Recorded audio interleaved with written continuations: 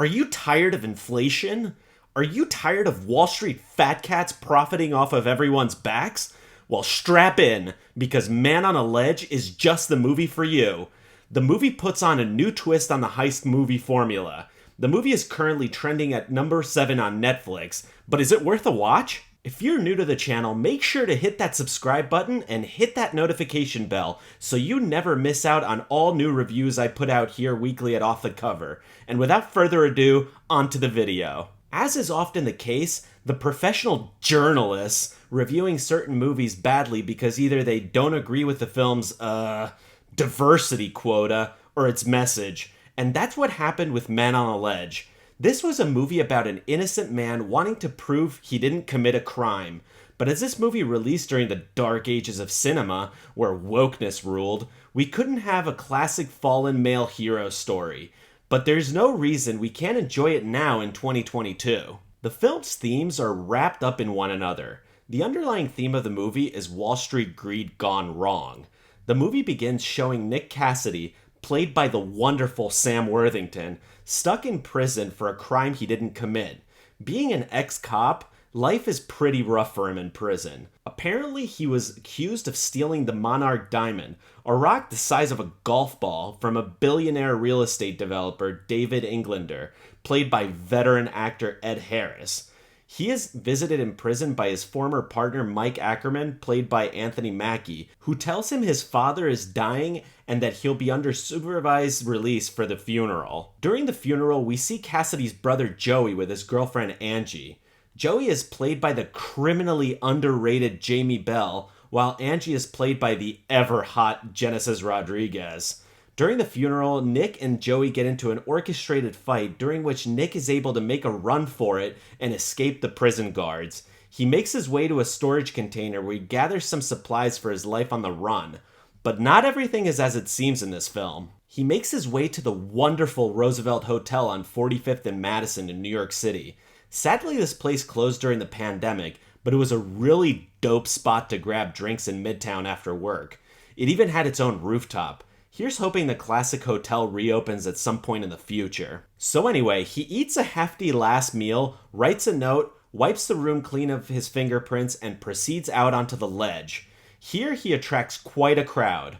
Living in New York, I'd say this is fairly accurate. People definitely would stand there and gawk at a poor bastard on a ledge wanting to kill himself.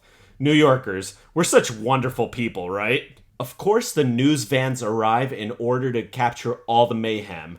A particularly nasty and pushy reporter, played by Kira Sedgwick, reports from the scene in typical tabloid vulgar fashion.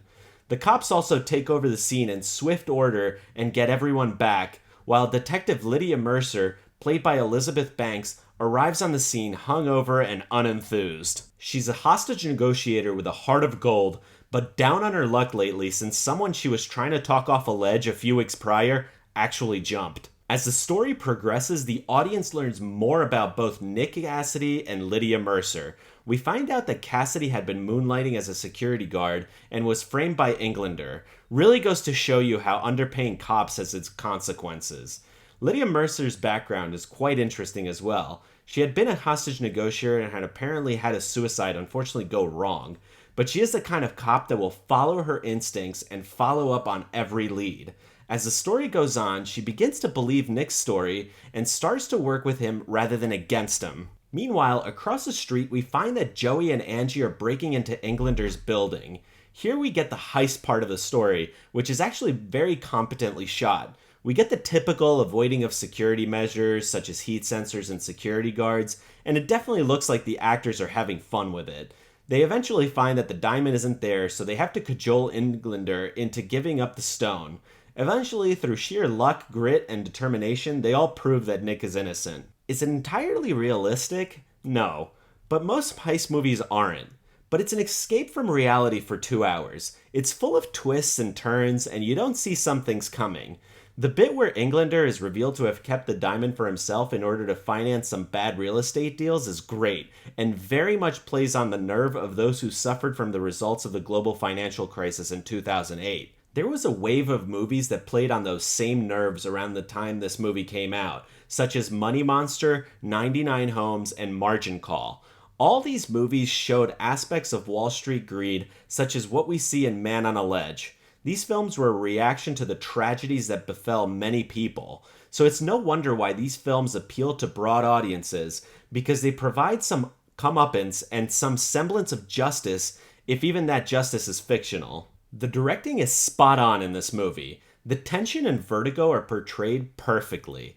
Sam Worthington is a tragically underrated and undercast actor, although he is reprising his biggest role to date in Avatar's sequel debuting in December. Elizabeth Banks seemed to be everywhere in this time period, tackling roles in comedies such as Role Models, thrillers like The Next 3 Days, and sci-fi epics like the Hunger Games trilogy. Ever since his run on AMC's Turn about George Washington's spies, I've been a huge fan of Jamie Bell, and also particularly enjoyed his role in the underrated 2007 film Jumper. I'm hoping we get to see more of Bell as casting agents begin to realize his acting prowess. Overall, I think that the professional journalists were way too harsh with Man on a Ledge. It's an exciting movie with solid acting and direction. Sure, parts of the plot are entirely outlandish and luck plays a huge part in the resolution of some plot points, but it's a fun movie that entertains you for a couple of hours without being overbearing with any woke messaging. No wonder it's trending on Netflix this week. If you haven't seen this movie, make sure to Netflix and chill with this movie. You'll really enjoy it. If you like this video, hit that like button and subscribe for more great content.